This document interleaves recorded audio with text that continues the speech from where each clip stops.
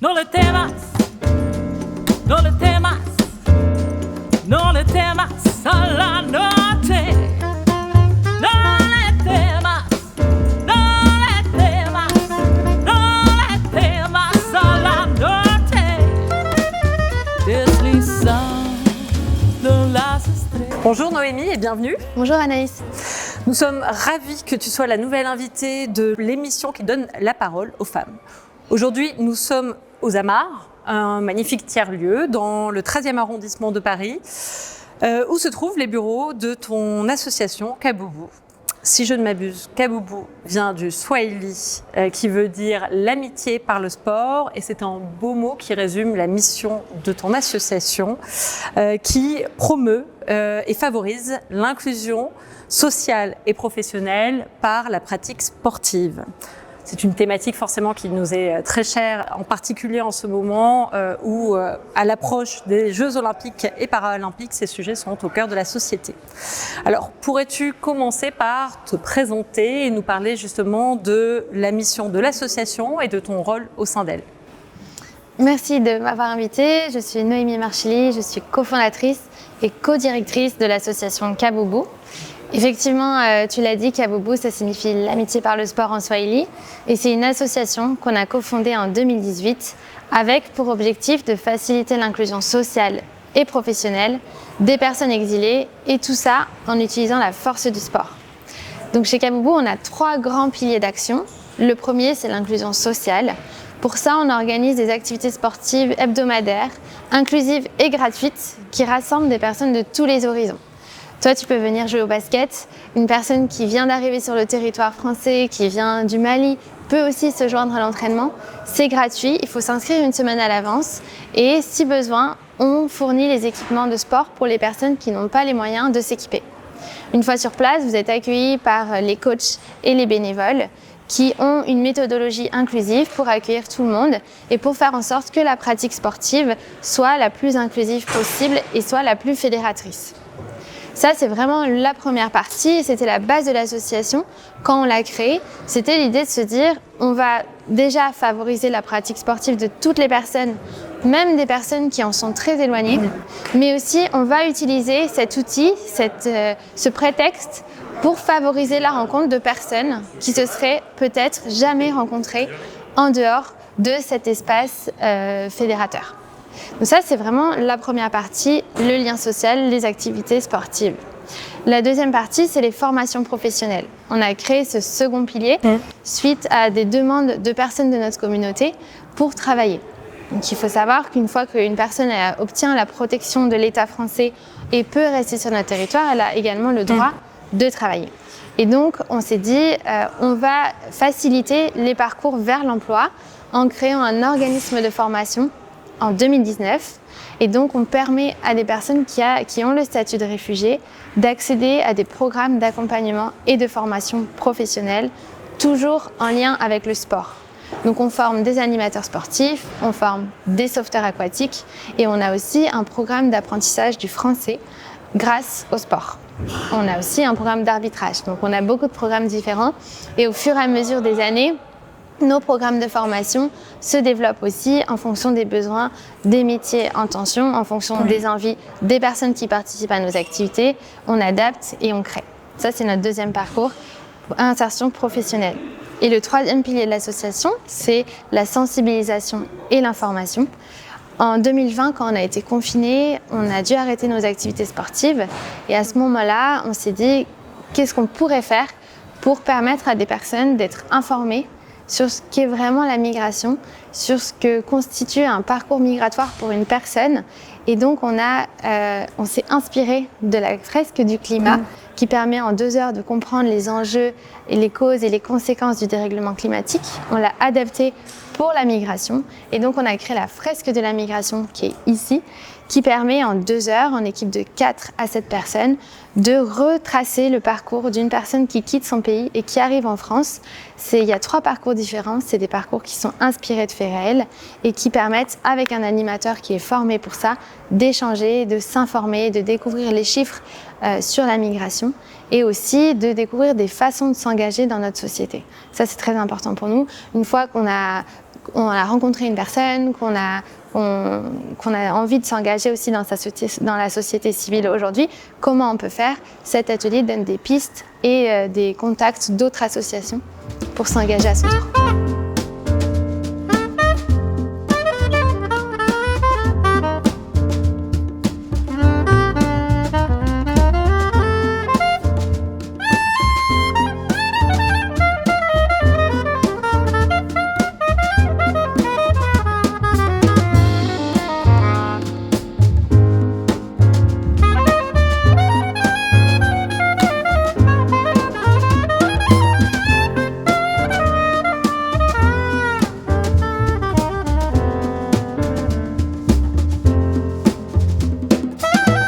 On voit bien que Kaboubou, d'une certaine manière, a évolué aussi avec le temps, avec un certain nombre de sujets que vous avez perçus comme étant particulièrement importants. Ce qui m'intéresse aussi, c'est peut-être que tu nous fasses part de ton propre parcours. Si je fais un petit retour en arrière, tu as commencé tes études dans les sujets de l'audit et de l'expertise comptable. Tu as ensuite travaillé dans un secteur qui est assez éloigné, qui est celui de la finance, pendant quelques temps. Et tu as décidé de lancer cette association. Est-ce que tu peux m'en dire plus sur justement qu'est-ce qui t'a donné cette envie-là, cette flamme, et qu'est-ce qui a constitué ce projet, cette inspiration? Oui, alors effectivement, j'ai fait une école de commerce et ensuite j'ai commencé à travailler en audit dans le secteur financier et notamment bancaire. Et à ce moment-là, j'avais envie d'avoir du sens à mon travail, je pense comme beaucoup de personnes en sortie d'école, beaucoup de personnes aussi dans notre société aujourd'hui, et je ne trouvais pas ce sens dans mon métier. Et donc j'ai fait du bénévolat avec des différentes associations et je me suis rapidement rendu compte que ce que j'aimais, c'était aussi la rencontre avec d'autres personnes qui avaient des parcours très différents du mien et que j'avais envie de permettre à des personnes comme moi qui connaissaient rien du tout à la migration pendant mes études et avant, de rencontrer à leur tour des personnes qui avaient des parcours formidables. Et ça, c'est venu parce que justement, en participant à des bénévolats, notamment à Port-de-la-Chapelle en 2017, il y avait un camp qui accueillait des personnes qui les orientait. À ce moment-là, en faisant du bénévolat de distribution alimentaire et de distribution vestimentaire, je me suis rendu compte que qu'il y avait un vrai besoin déjà et que si on ne faisait pas du bénévolat, on ne rencontrait jamais des personnes qui avaient un parcours de migration.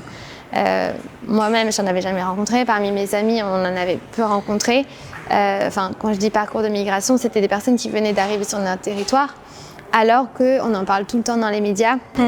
Et que il y a beaucoup de fausses idées aussi, beaucoup de préjugés sur la migration.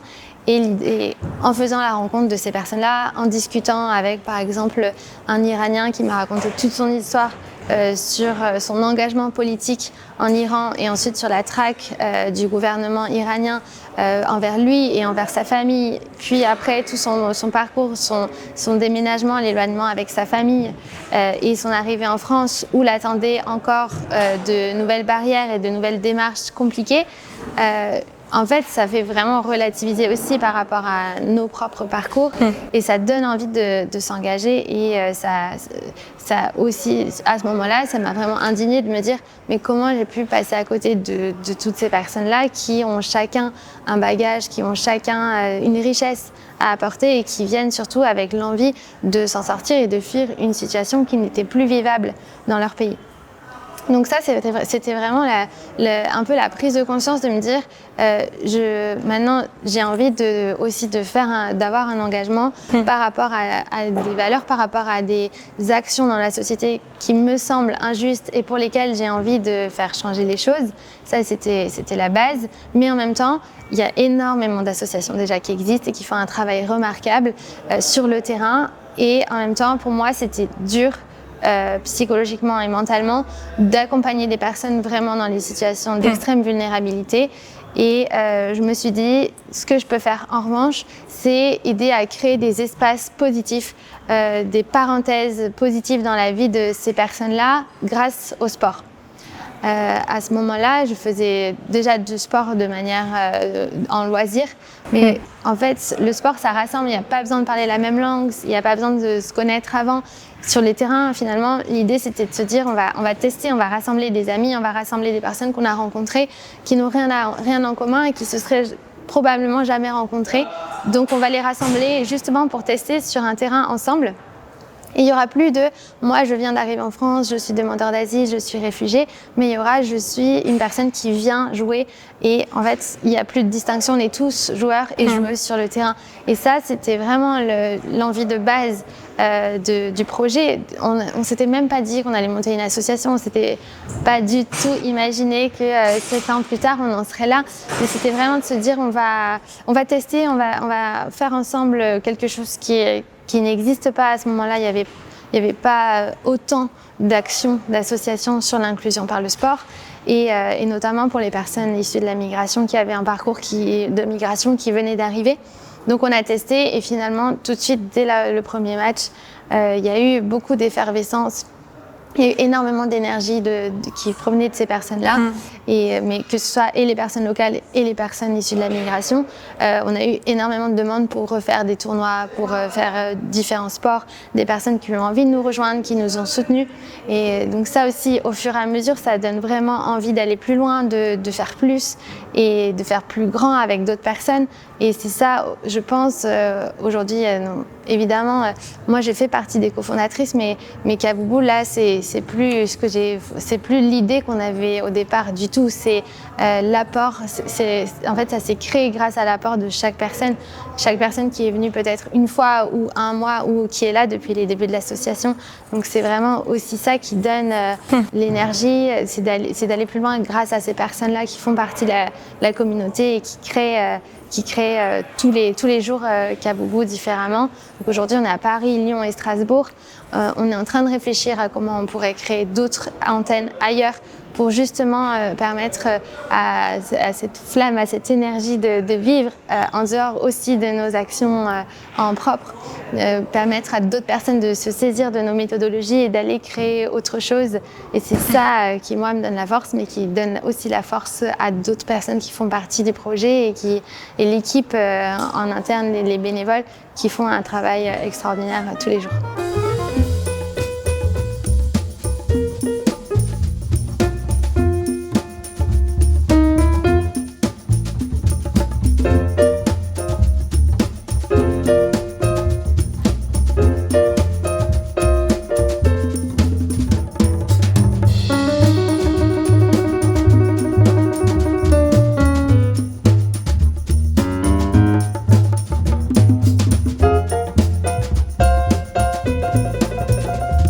Je pense que c'est aussi dans des moments comme ça qu'on a l'occasion de mettre en lumière, pour filer la métaphore de la flamme.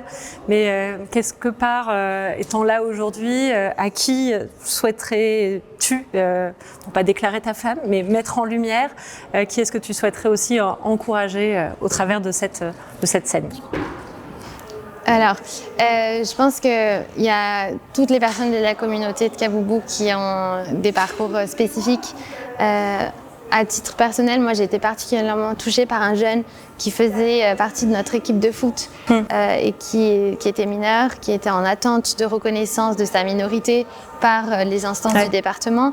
Et lui, du jour au lendemain, il s'est retrouvé à la rue et donc on l'a hébergé à la maison. Et en fait, le fait d'héberger quelqu'un chez soi, ça rentre dans ton intimité. Donc là, c'est même plus ton travail ou ta bulle, ça devient ton intimité. Et du coup, tu apprends beaucoup plus sur les personnes aussi. Donc lui, il nous a partagé son parcours, il nous a partagé aussi le voyage, mais les raisons de son départ. Et c'était pas des raisons de guerre ou des raisons de persécution, c'était des raisons économiques. Et je trouve que ça, c'était tellement fort d'avoir son témoignage à lui parce que on imagine aussi beaucoup la migration où on peut accepter des personnes, par exemple la guerre en Ukraine, tout le monde était unanime pour dire il faut les accueillir mieux et bien les intégrer, mettre en place des dispositifs, ce qui est vrai. Mais en fait, la migration économique, avec cet exemple-là, c'est aussi de se dire, pour lui, il n'y a aucun avenir en fait. C'est pour ça qu'il va partir et c'est pour ça qu'il va espérer une vie ailleurs en France. Et c'est aussi une raison de partir. Et pour autant, un jeune enfant qui arrive sur notre territoire, c'est un devoir de l'accueillir de façon digne. Et donc avec lui, on a vraiment appris aussi, on apprend tous les jours quand on parle à des personnes de notre communauté sur leur situation spécifique. Chaque personne a une situation individuelle particulière.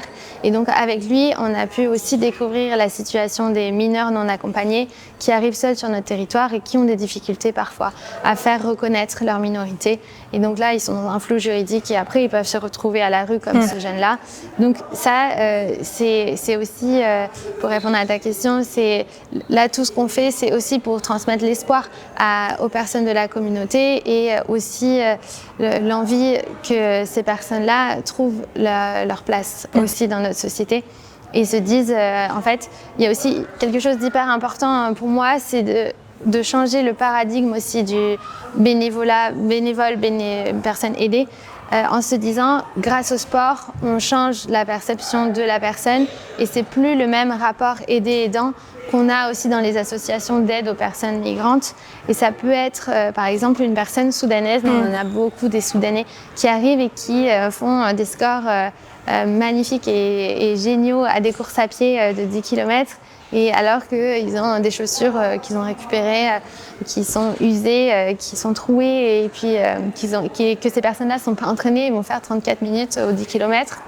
C'est ces personnes-là qui vont aider aussi les autres à dire voilà, moi je fais comme ça pour mon entraînement. Si tu veux, viens, on va courir demain ensemble et on va atteindre tel objectif de course ensemble. Donc c'est toutes les personnes-là qui, je pense, devraient être mis en lumière et je pense appelle à tous les journalistes qui font des reportages sur la migration, de mettre en lumière des histoires positives et il y en a 1 milliard aussi pour montrer que ces personnes-là sont une richesse dans notre société et que les accueillir, nous, ça nous renforce aussi dans notre humanité. C'est un grand sujet. Je pense qu'en effet, comme tu le dis, c'est assez difficile de mettre des mots ou de mettre un seul label sur cette situation qui en fait est systématiquement individuelle. On voit que le sujet en tout cas est fortement adressé dans l'espace médiatique, que la question de l'exclusion est fortement politisée. On peut penser au contexte actuel avec des lois immigration qui ramènent le sujet, qui peuvent aussi amener à beaucoup de peurs, de fantasmes, beaucoup de grands discours, de grands mots aussi qui invisibilisent justement ce que tu disais, ces parcours individuels qui sont toujours singuliers. Donc qu'on parle de migrants avec un grand S ou d'exilés ou autre, c'est autant de grands termes qui font oublier ça. Donc merci d'avoir témoigné de cette singularité-là. Et peut-être si on regarde un petit peu tout ce qui se passe, on voit qu'en effet, il y a eu des grandes peurs, des grands fantasmes qui sont présents dans la société autour de ces sujets, que quelque part, en fait, quand on se confronte à la réalité, d'un seul coup, on met un visage, on met un prénom dessus, et là, toutes les barrières et tous les préjugés, quelque part, tombent. Dans ce paysage, finalement, qui est très contrasté, où tu vois tout à la fois, peut-être, le pire des préjugés et aussi les plus belles solidarités qui se créent le temps d'un instant sur un terrain, au travers de relations plus longues qui se nouent. Finalement, quelles sont, selon toi, les raisons aussi justement d'espérer? Quelles sont les actions que vous menez chez Kaboubou, des actions qui pourraient contribuer demain positivement à mener cette lutte contre les préjugés et pour l'intégration de ces personnes? Je pense que nous, au sein de l'équipe, on a vraiment cette ambition de réhumaniser les parcours migratoires. Parce que quand on pense à personnes migrantes, on pense à traverser de la Méditerranée sur des bateaux où il y a des enfants, il y a des personnes. Et ensuite, ces personnes-là on voit beaucoup d'images aussi de ces personnes-là qui sont secourues par les bateaux de SOS Méditerranée, par exemple, qui sont ensuite bloqués dans les ports parce qu'aucun pays européen se met d'accord pour les accueillir de façon digne, enfin les accueillir tout court d'ailleurs. Et donc ça, je trouve que c'est vraiment hyper important de réhumaniser et de se dire que derrière ce terme migrant, et tu l'as dit, c'est des êtres humains. Et en fait, dans tous les cas, ils viennent, dans tous les cas, ils restent, parce que leur vie d'avant n'est pas vivable. Donc, dans tous les cas, ils seront là. Après, aujourd'hui, il y a un travail d'association qui est énorme. Ici, c'est vraiment le lieu. Il y a 24 associations qui ont tous le même objectif de prôner un meilleur accueil plus digne pour les personnes issues de la migration. Donc, les raisons aussi d'espérer, c'est la mobilisation citoyenne. On l'a vu dans la rue dimanche dernier aussi contre la loi Asile et Migration. On le voit tous les jours sur le terrain, des personnes qui créent leur association ou qui rejoignent en tant que bénévoles d'autres associations ou qui vont aider de façon individuelle des personnes. Mais même aussi, je trouve qu'il y a des belles perspectives. Il y a des personnes dans notre communauté qui elles-mêmes sont arrivées, qui venaient d'arriver, qui ont participé à des activités sportives. Je pense par exemple à une femme qui a appris à nager avec les activités de Kaboubou et qui, une fois qu'elle a appris à nager, maintenant elle est elle-même coach. Elle apprend à nager, elle transmet à d'autres personnes. Donc ça, c'est, je trouve, l'effet boule de neige qui donne envie d'espérer. Et surtout, là, ça fait 6 ans qu'on a l'association. On voit les parcours de certaines personnes. De certaines personnes qui sont arrivées, qui étaient sans papier, qui ont fait leur demande d'asile, qui, après un combat administratif, je pense qu'on peut parler de combat assez compliqué, ont réussi à obtenir leur statut de réfugié. Puis on fait une demande de naturalisation et ils sont maintenant français. Ça, c'est des exemples de parcours. On en a mais plein dans la communauté de Kaboubou qui donnent envie d'espérer et qui donnent envie aussi de continuer le travail des autres associations. Et puis aussi, en fait, c'est vraiment... je pense que c'est ce qui nous indigne aussi, qui nous donne envie de s'engager, de se mobiliser. Je trouve ça extrêmement intéressant en tout cas de voir comment c'est aussi par ces espaces-là que crée l'association et par des moments positifs qui ne sont pas forcément directement dans la lutte directe pour les droits ou contre certaines situations que se crée et se nourrit ce cercle vertueux. Je trouve ça extrêmement enthousiasmant. Si tu devais justement nous adresser un message à nous autres, moi en tant qu'individu et puis l'audience qui est la nôtre aujourd'hui, quel serait le message que tu voudrais nous adresser ? Alors déjà d'aller rencontrer des associations. Nous on a beaucoup parlé de migration, mais je pense que c'est parce que c'est un thème moi qui m'anime et qui m'indigne. Je dirais que toute personne a sa cause. Et moi, par exemple, la migration, je trouve que ce qui me porte, c'est par exemple le slogan de la CIMAD, il n'y a pas d'étrangers sur cette terre. Pour moi, ça, c'est trouver aussi son champ d'action où on a envie de s'engager.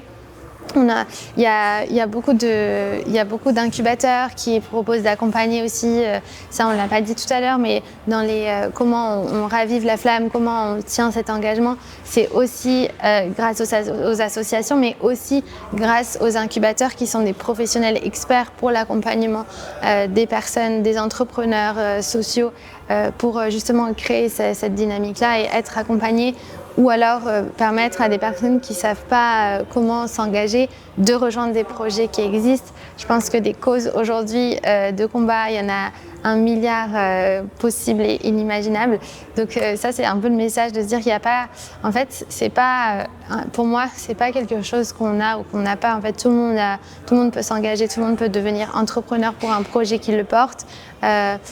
J'ai envie de dire, tant mieux si c'est un projet à impact pour notre société aujourd'hui. Je pense qu'on a besoin d'engagement pour aller dans le bon sens et pour avoir un avenir aussi pour nos enfants.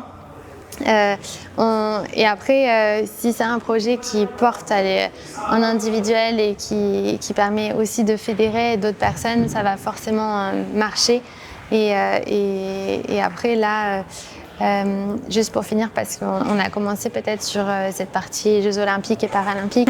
Après 6 ans de l'association, on va participer aux Jeux. Donc c'est aussi arriver à se positionner sur la politique actuelle, parce que voilà, il y a les Jeux Olympiques qui arrivent pour accueillir le monde.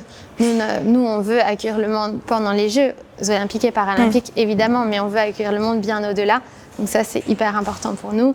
Et on veut que ces Jeux soient l'exemple de l'accueil digne de personnes de tous les horizons, peu importe si c'est des personnes qui viennent d'Afrique et qui migrent pour des raisons économiques, parce que en fait, si on intègre bien ces personnes-là, on va forcément tout y gagner. À contrario de si on met moins de moyens dans l'intégration, il y aura forcément des conséquences négatives qui coûteront plus cher à la France.